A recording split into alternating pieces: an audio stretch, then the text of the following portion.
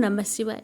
आप सभी भक्तों पर भोलेनाथ की कृपा सदा सर्वदा बनी रहे। प्यारे भक्तों, आज श्रावण मास की 8वां दिन है और आज आप सभी श्रवण करेंगे श्रावण मास महात्म्य कथा अध्याय 8 और इसके साथ श्रवण करेंगे श्री शिव महापुराण की कथा। भगवान शंकर बोले, सनत कुमार, आप में पाप ताप को हरने वाले बुध तथा बृहस्पति के व्रत को कहूँगा, जिनको श्रद्धा व प्रेम के साथ करने से प्राणी को उत्तम सिद्धि की प्राप्ति होती है।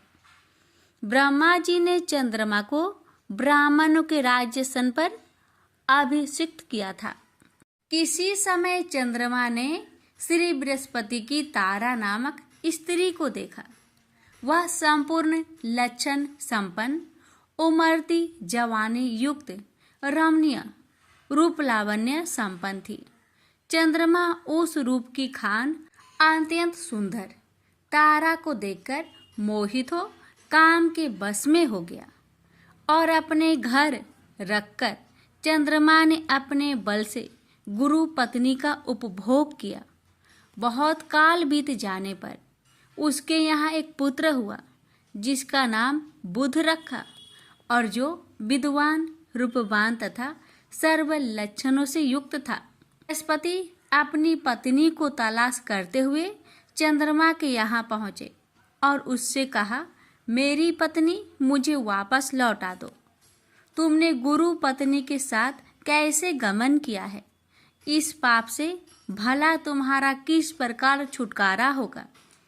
इस महापाप की ओर तुम्हारी बुद्धि किस प्रकार गई? अब तुम चुपचाप मेरी स्त्री को मुझे वापस लौटा दो और स्वयं प्रायश्चित करके पाप से रहित हो जाओ। यदि तुम इसे वापस नहीं लौटाओगे तो मैं इंद्र सभा में जाकर तुम्हारे इस पाप को कहूँगा। बृहस्पति के इस प्रकार कहने पर भी चंद्रमा ने तारा को नहीं लौटाया।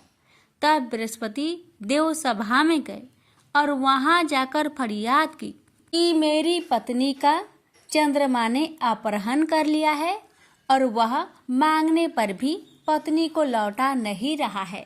हे इंद्र, आप देवराज हैं, आप चंद्रमा से कहकर मेरी पत्नी मुझे वापस दिलवा दीजिए, नहीं तो चंद्रमा ने जो पाप किया है वह आपको लगेगा। मेरी इस बात में रत्ती भर भी संचय की गुंजाइश नहीं है, क्योंकि राज्य का पाप शास्त्र के प्रमाण से राजा को ही भोगना पड़ता है। दुर्बल का बल राजा है, ऐसा पुराणों में कहा गया है। इंद्र ने चंद्रमा को बुलवाया और उससे कहा, हे चंद्र, गुरु बृहस्पति की पत्नी वापस लौटा दो। किसी दूसरे की पत्नी के साथ गमन करने को पाप कहते हैं, लेकिन गुरु की पत्नी के साथ गमन करना महापाप है। अतः हे चंद्र, तुम गुरु की पत्नी बिना विचार ही वापस लौटा दो। देवराज इंद्र के वचन सुनकर चंद्रमा ने कहा, आपके आदेश अनुसार मैं इनकी पत्नी को इनको वापस लौटा देता हूँ, मगर मैं अपना पुत्र इनको बिल्कुल नहीं दूंगा, क्योंकि यह पुत्र मेरा है। चंद्रमा की इस बात से देवताओं को संशय पैदा हो गया, यह पुत्र किसका है? यह तो तारा ही ठीक ठीक बतला सकती है।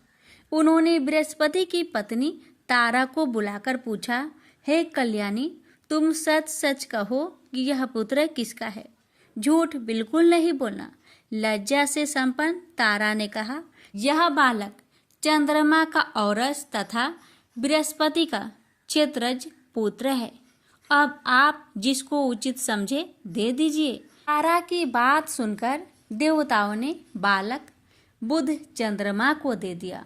गुरु को दुखी देखकर देवताओं ने दोनों को वर दिया। चंद्रमा से कहा, हे चंद्र, तुम घर जाओ, यह पुत्र तुम्हारा है। चंद्रमा तथा बृहस्पति पुत्र यह ग्रह होगा। हे सूर्याचार्य, तुम और भी शुभ वर को ग्रहण करो। जो मेधावी दोनों का मिलकर एक साथ व्रत करेगा, उसे सब सिद्धियों की प्राप्ति होगी। यह बिल्कुल सत्य है और इसमें रत्ती भर भी संचय की गुंजाइश नहीं है। भगवान सदाशिव के प्रिय मास श्रावण में जो लोग बुध और गुरुवार के दिन अर्चन करेंगे उनके खजाने की अभिवृद्धि होगी तथा उसका क्षय नहीं होगा। नैवेद्य दही भात से दोनों मूर्तियां लिखनी चाहिए। तो मूर्तियों को झूले पर लिखकर अर्चन करता है वह दीर्घ आयु तथा संपूर्ण गुणों से युक्त पुत्र प्राप्त करता है। जो मनुष्य खजाने में मूर्ति लिखकर अर्चन करता है उसके खजाने की अभिवृद्धि होगी तथा उसका क्षय नहीं होगा। पाकशाला में लिखकर अर्चन करने से पाक वृद्धि और देवागार में लिखकर अर्चन करने से देव की दया प्राप्त होती है। शयनागार में लिखकर अर्चन करने से स्त्री का वियोग कभी नहीं हो पाता। धान्य गृह में लिखकर अर्चन करने से धान्य की वृद्धि हो जाती है। इस प्रकार यथास्थान उसका फल होता है। 7 वर्ष व्रत करके उद्यापन करना चाहिए। पहले दिन अधिवासन करके रात में जागरण करना चाहिए। सोने की मूर्ति बनवाकर विधि पूर्वक उसका अर्चन करना चाहिए। षोडशोपचार द्वारा अर्चन करना श्रेष्ठकर है। बाद में हवन करना चाहिए। तिल घी तथा खीर प्रज्वलित अग्नि में देनी चाहिए। चिचिरा तथा पीपल की समाधियों से हवन करके पूर्ण आहुति डालनी चाहिए। मामा तथा भांजे को भोजन करवाकर अन्य ब्राह्मणों को भोजन करवाना चाहिए और स्वयं भी भोजन करना चाहिए। इस प्रकार 7 वर्ष तक व्रत करने वाला व्रती अपने सब इच्छाओं को पूर्ण कर लेता है। जो विद्या की कामना करता है उसको विद्या की प्राप्ति हो जाती है। वह वेदों तथा शास्त्रों का मर्म जान लेता है। उसे बुद्ध ज्ञान एवं गुरुता प्रदान करते हैं। सनत कुमार ने भगवान सदाशिव से कहा, प्रभु आपने जो मामा भांजे को भोजन करवाने के लिए कहा है इसका कारण कहिए। भगवान सदाशिव ने कहा, हे सनत कुमार, प्राचीन काल में एक मामा तथा उसका भांजा दोनों दरिद्र थे। वह एक दिन भोजन के लिए घूमते घूमते एक सुंदर नगर में जा निकले। उन्होंने श्रावण महीने में उस नगर में प्रत्येक बार का व्रत करते हुए लोगों को देखा, लेकिन बुध तथा गुरु का व्रत करते हुए किसी को नहीं देखा। उन मामा भांजे दोनों ने विचारा कि सभी स्थानों पर सूर्य तथा अन्य बारों का व्रत होते देखा है, पर बुध और गुरुवार का व्रत होते कहीं नहीं देखा। क्यों न हम दोनों इस व्रत को करें। यह अनिश्चित व्रत है, इसे हम करेंगे। लेकिन विधि विधान न जानने के कारण वह दोनों संशयापन्न हो गए। तब उसी रात उन दोनों को सपना में व्रत करने की विधि ज्ञात हो गई। उस विधि के अनुसार दोनों ने व्रत किया तो उनको बड़ी भारी संपत्ति की प्राप्ति हुई और वह दोनों धन कुबेर हो गए। उनका ऐश्वर्य दिनों दिन बढ़ता गया। इस तरह पूरे 7 वर्ष तक व्रत करके वह पुत्र पौत्र आदि से संपन्न हो गए। बुध और गुरु दोनों ने प्रत्यक्ष होकर उनको वर दिया, आप दोनों ने हमारे व्रत का सुविचार किया है। आज से जो कोई भी इस व्रत को करेगा और मामा तथा भांजे को भोजन कराएगा वह उत्तम सिद्धियों को प्राप्त करेगा और जब इस संसार को विदा होगा तो जब तक चंद्रमा और सूर्य रहेंगे तब तक हमारे लोक में रहेगा। प्रेम से बोलिए हर हर महादेव। ब्रह्मा जी बोले, विष्णु जी की स्तुति से प्रसन्न हो महेश्वर प्रकट हो गए।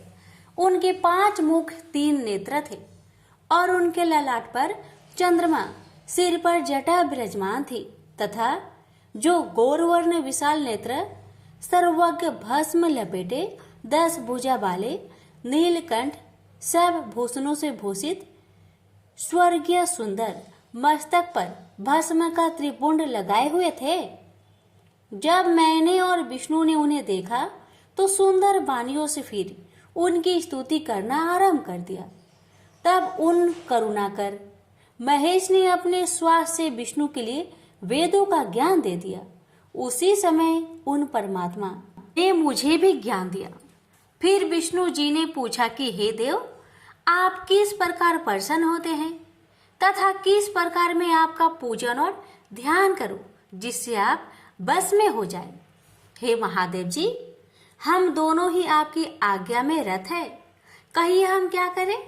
हे शंकर जी, हमें सदैव आज्ञा देते रहिए। यह सुनकर महादेव जी बहुत प्रसन्न हुए और बोले कि हे श्रेष्ठ देवो, मैं तुम दोनों की भक्ति देखकर बहुत प्रसन्न हूँ। किसी बात की चिंता ना करना, मेरा लिंग सदा पूज्य और ध्यान करने योग्य है। इस समय जैसा दिखाई देता है वैसा ही करना योग्य है। जैसे मैं इस समय लिंग रूप से पूजित हुआ और तुम लोगों का दुख दूर हुआ, उसी प्रकार दुखी प्राणी मुझे लिंग रूप से पूजकर अपना दुख दूर कर सकते हैं। कैसा भी दुख हो, मेरे लिंग पूजन से नाश होगा। मैं अनेक प्रकार के फलों और सब मनोरथ का देने वाला हूँ। तुम दोनों ही मेरे दाएं बाएं अंग से उत्पन्न हुए हो। ब्रह्मा दाएं से और तुम बाएं से उत्पन्न हुए हो। मैं तुम दोनों पर प्रसन्न हूँ। अब तुम मेरी पार्थिव मूर्ति बनाकर मेरी सेवा करो, इससे तुम्हें सुख प्राप्त होगा। अब मेरी आज्ञा है कि तुम और ब्रह्मा चराचर का पालन करो। ऐसा कहा उन प्रभु ने हमें अपनी पूजा का वह शुभ विधान बतला दिया, जिसके द्वारा पूजित होने पर शिव जी अनेक प्रकार के फलों को देते हैं। तब विष्णु जी हाथ जोड़कर शिव जी से बोले कि यदि आप हम पर प्रसन्न हैं और वर देना चाहते हैं तो हमें अपनी अटल भक्ति दीजिए। इसी रूप में हम दोनों की सहायता करें। हे देव, अच्छा हुआ कि आपने प्रकट होकर हम दोनों को शांत किया। ऐसा कह विष्णु जी हाथ जोड़े और सिर झुकाए खड़े थे। तब शिव जी बोले, मैं अगुण भी हूँ और सगुण भी हूँ। इसी से सृष्टि की रक्षा और संहार भी मैं ही करता हूँ, क्योंकि मैं पर ब्रह्मा, निर्विकारी और सच्चिदानंद लक्षणों वाला हूँ। ब्रह्मा, विष्णु और महेश, यह तीनों भेद मेरे ही हैं। तुमने जो मेरी बहुत स्तुति की और युद्ध के समय जो रक्षा के हेतु ब्रह्मा जी ने मेरी स्तुति की, मैं उसे सत्य करूंगा, क्योंकि मैं भक्त वत्सल हूँ। तुम्हारे अंग से जो मेरा रूप प्रकट होगा वह रुद्र कहलाएगा, और मेरा अंग होने से सामर्थ्य में वह शून्य भी न होगा। जो मैं हूँ वही वह है। हम दोनों की पूजा में कोई भेद न होगा। मेरा वही शिव रूप जैसा है वैसा ही रुद्र भी होगा। उसमें पूर्वापर का कोई भेद नहीं करना चाहिए। वास्तव में दोनों रूप ही एक है। शिव और रुद्र में कभी भी भेद नहीं समझना चाहिए। हाँ, कहीं कार्य में भेद हो सकता है पर कारण में नहीं। यही तो क्या, मैं, आप, ब्रह्मा और रुद्र सब एक ही हैं। इसमें जो भेद मानेगा उसको बंधन होगा। हे ब्राह्मण, अब मैं एक और गुप्त बात कहता हूँ, सुनो। तुम दोनों प्राकृतिक से उत्पन्न हुए हो, किंतु यह रुद्र प्रकृति से उत्पन्न नहीं हुए हैं। मैं रुद्र रूप से अपनी इच्छा से ही ब्रह्मा की भाव से उत्पन्न हुआ हूँ, परंतु मैं सनातन शिव स्वरूप मूलभूत सत्य ज्ञान और अनंत ही हूँ। इन तत्वों को जानकर सर्वदा मन से मेरा ध्यान करना योग्य है।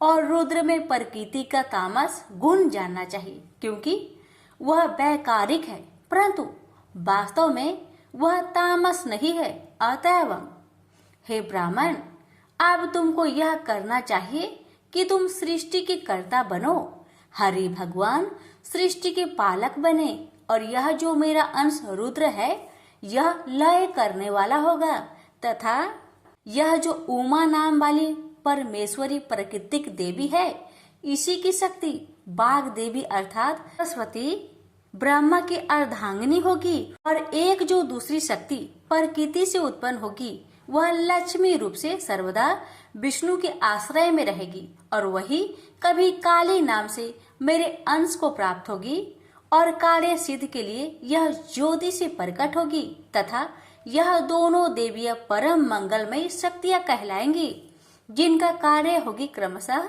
सृष्टि, स्थिति और संहार। हे विष्णु, तुम मेरी इस मंगलमयी प्रकृति के अंश रूप लक्ष्मी को ग्रहण कर सारे कार्य को करो और हे ब्रह्मा, तुम वाणी देवी को ग्रहण कर मेरी आज्ञा से सृष्टि का कार्य करो और यह जो मेरी प्रिया काली है, इसका आश्रय कर मैं रुद्र रूप में प्रलय के कार्य करूंगा, जिसमें चारों वर्ण वाले लोक की रचना होगी। इसके अतिरिक्त तुम और भी नाना प्रकार के कार्य को करके सुख को प्राप्त करो, जिसमें ज्ञान विज्ञान से युक्त लोकों का हित होगा। मेरे हृदय में विष्णु और विष्णु के हृदय में मैं स्थित हूँ। जो मुझ में और विष्णु में अंतर नहीं जानता, वही मेरा सच्चा भक्त है। प्रेम से बोलिए उमापति शंकर भगवान की जय, श्री शिव महापुराण की जय। ब्रह्मा, विष्णु और रुद्र का आयु काल।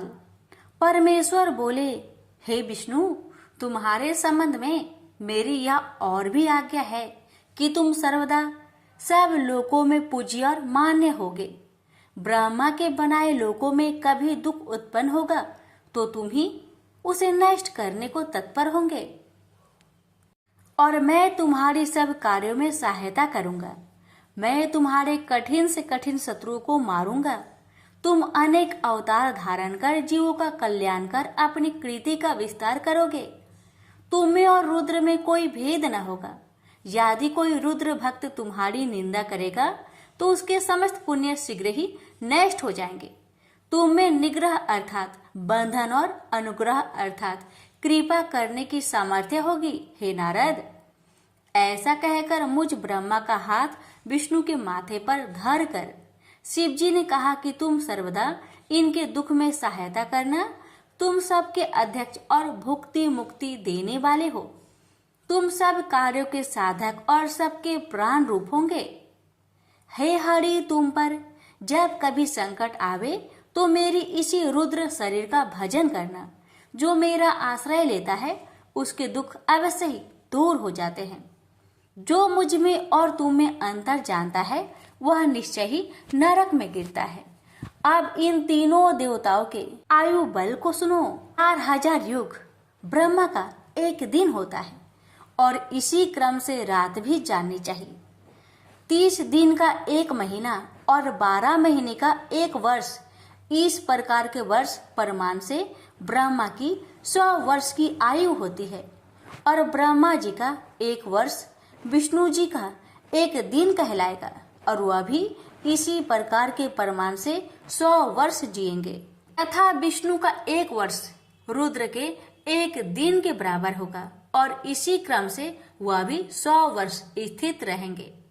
तब सदाशिव के मुख से एक श्वास उत्पन्न होता है। इसमें उनके 21,000 के 100 और 600 दिन रात होते हैं। उनके 6 श्वास और निश्वास का एक पल 60 पल की एक घड़ी और 60 घड़ी का एक दिन रात होता है। शिव की उच्च श्वास निच्च श्वास अर्थात भीतर बाहर श्वास लेने की संख्या नहीं है।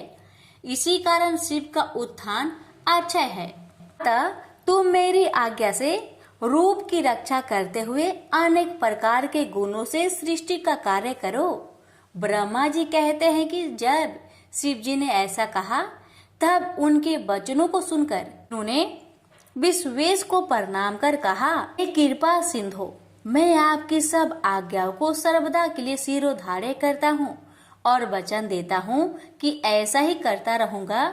फिर तो शिव जी ने अपना मंगलमय हाथ विष्णु जी के सर्वांग पर फेर कर उन्हें धर्म उपदेश देकर अनेकों वर दिया और देखते देखते शीघ्र ही अंतर्ध्यान हो गए।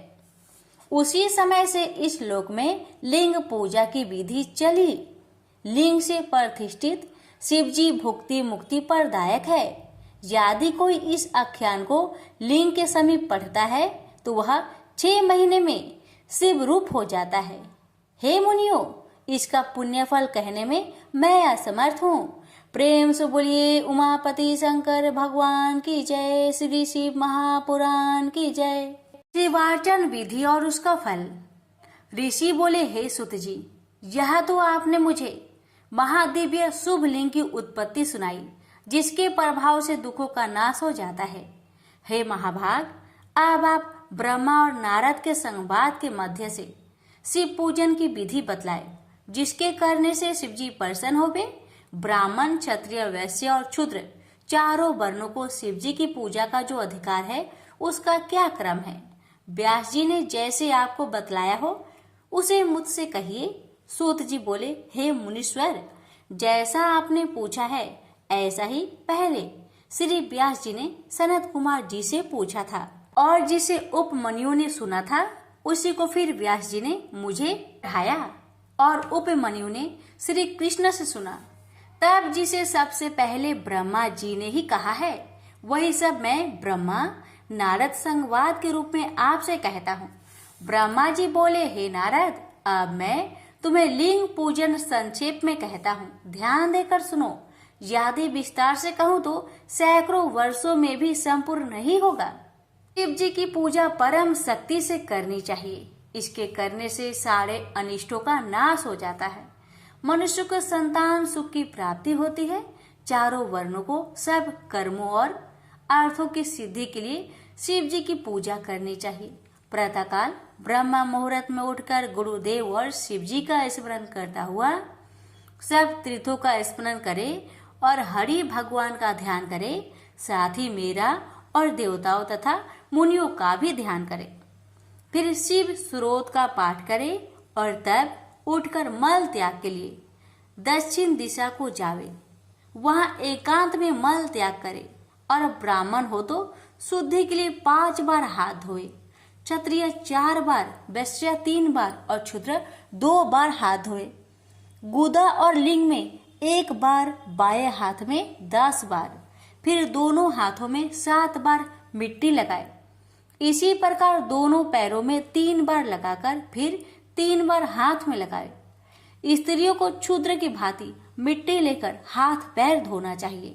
फिर अपने वर्ण के अनुसार दातुन करे। दातुन के लिए ब्राह्मण 12 अंगुल की, क्षत्रिय 11 अंगुल की, वैश्य 10 अंगुल की और क्षुद्र 9 अंगुल की दातुन करे।